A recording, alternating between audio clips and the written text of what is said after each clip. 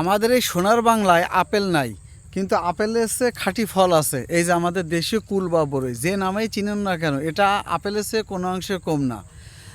বিদেশি ফল যেরকম রাসায়নিক এবং ফরমালিন যুক্ত, আর আমাদের দেশীয় এই কুল বা বরই এটা ফরমালিন এবং রাসায়নিক মুক্ত, যেটা খাওয়া আপনার মানব দেহের জন্য, সুস্বাস্থ্যের জন্য খুবই উপকারী। এখন আমি আপনাদেরকে খেয়ে দেখাবো দেশীয় কুল বা বরই। বিসমিল্লাহ। খেতে অনেক বেশি ভালো।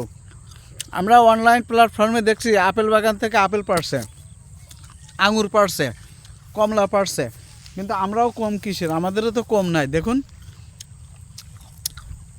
এই সোনার দেশের সোনার ফল, পর্যাপ্ত পরিমাণ ফল দেখুন। হ্যাঁ, যেমন রূপ তার তেমন স্বাদ। আর বিদেশির ফল নয়। সুস্থ থাকার জন্য দেশীয় ফলকে বেছে নিন। সুস্থ থাকুন।